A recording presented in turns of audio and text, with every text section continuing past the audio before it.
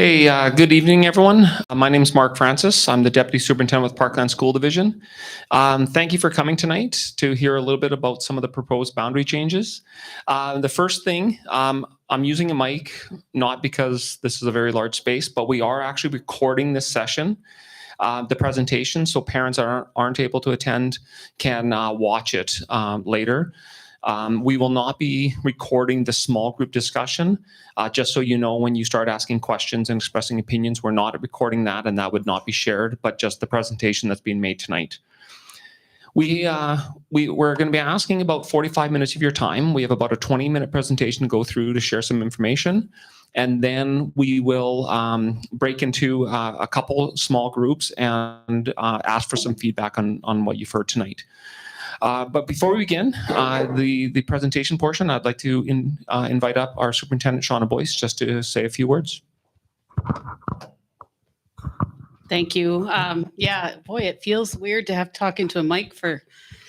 Anyway, it's all good. All good. Thanks so much for coming, everybody. We appreciate it. It's always nice to see people in person, too. It's been a while, right? So like Mark said, I'm Shauna Boyce. I'm the superintendent.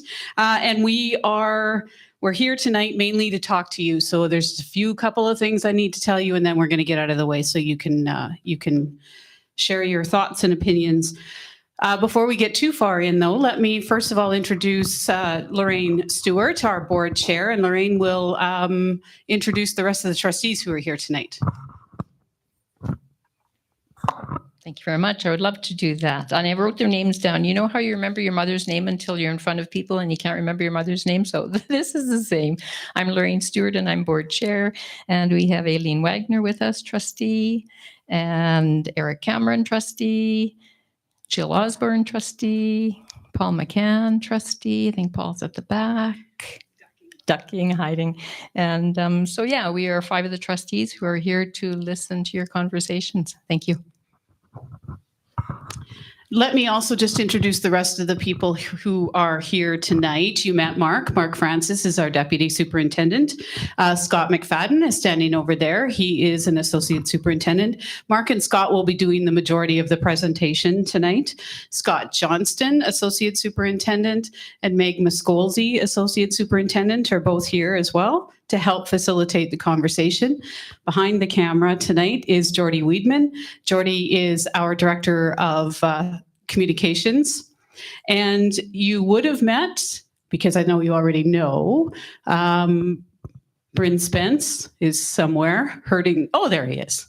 Blending into the wall. Sorry. Bryn is a principal, obviously, here. And Shauna Stewart and Esther Van Beek. Shauna, I think, is outside. Assistant principals here.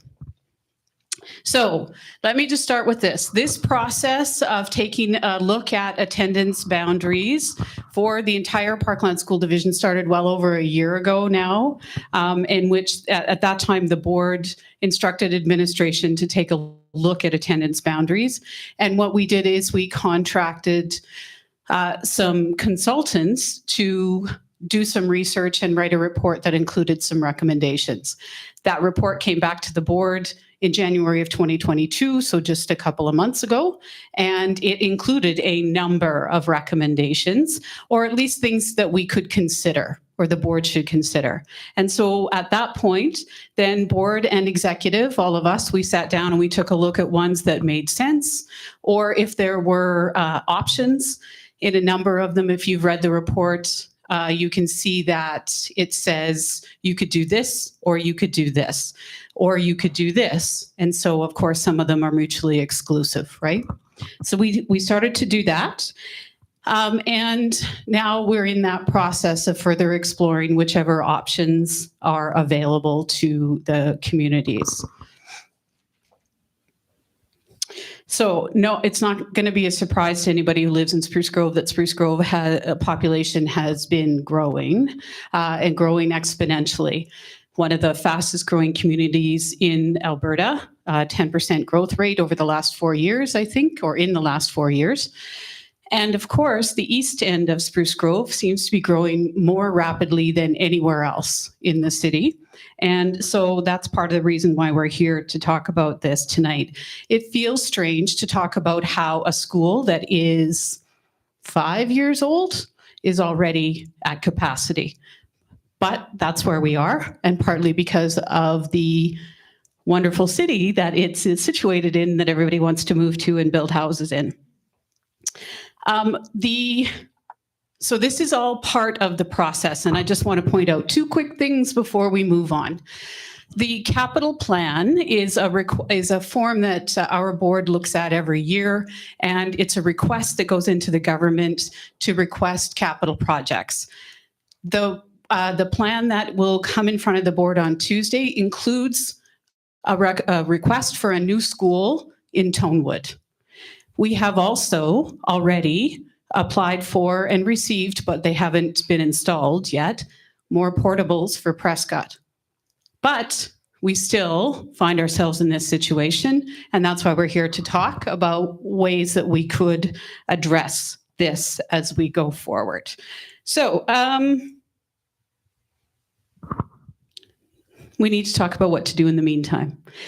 And so in order to talk about what to do in the meantime, we want to walk you through a few little points that we know we need to consider, and then we're going to break you up into groups so that you can have some one-on-one conversations. So I'll turn it back over to Mark. And like I said, Mark and Scott will be doing most of the talking for the rest of the night. Thank you, Shauna. So go ahead, Jordy, and advance the slides. So Shauna's already covered the basic timeline. The most important thing here is that this process started well over a year ago, and we're now in the research phase. One of the most important things that everyone needs to understand is no decisions have been made. There's a lot of recommendations. Many recommendations have multiple parts. Some recommendations, and we'll go through kind of the list that pertain to Spruce Grove, just for, so everyone understands that there's more changes around the greater Spruce Grove area. But with all of these changes, we are now gathering information. We're looking at number of students impacted, impact on ride times, if the changes were made, what is the potential growth. We're working with the city, and what are the startups in the next year or two. But the key is no decisions have been made, because there's a lot of information that needs to be gathered and put in front of the Board of Trustees.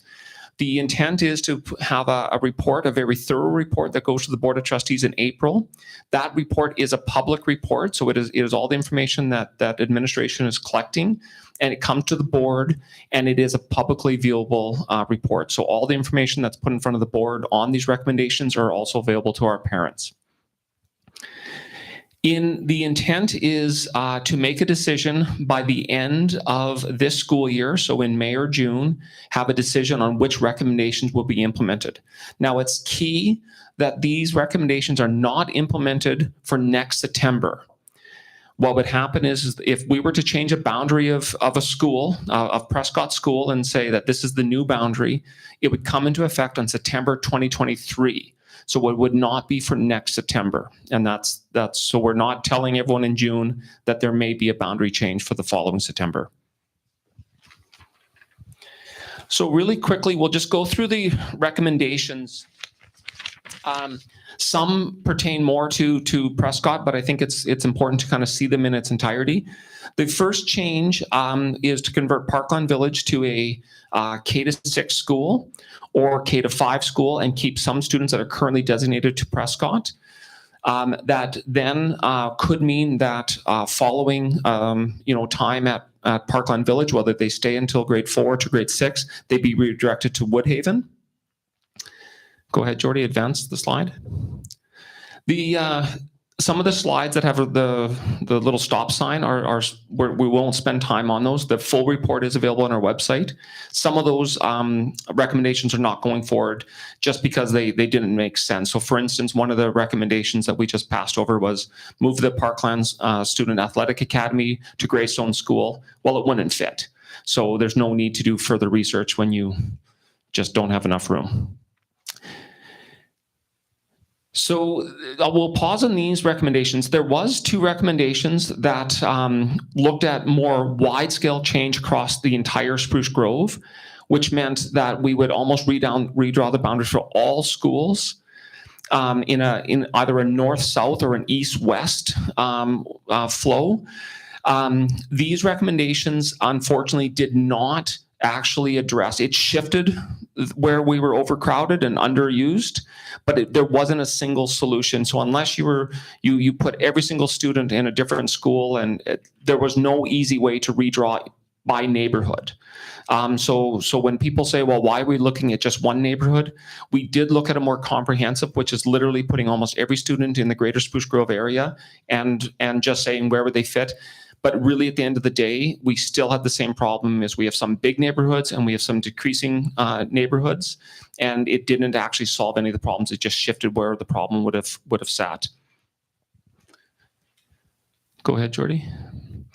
So now we come to the recommendation that, of course, has a lot more impact on Prescott and Prescott families. And so that is to look at redrawing parts of the East Pioneer and Pioneer area, in particular neighborhoods in Fenwick, Tonewood, and Easton. And these areas these are, of course, developing areas, and we'll show a map in a little bit, that those could be redirected to Woodhaven School, which, of course, is a brand, it's increased capacity to over 900, and it's sitting at about 500 students. So it has existing capacity, so we'll be looking at moving those neighborhoods. Go ahead, Jordy.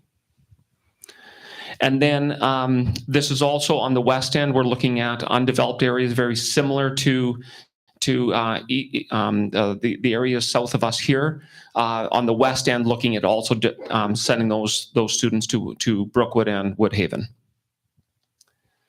And then I think Shauna alluded to it. The other recommendation, of course, is we are requesting new schools. We know that the full build out, and Scott will talk about it here in 1 second, in the Tonewood area.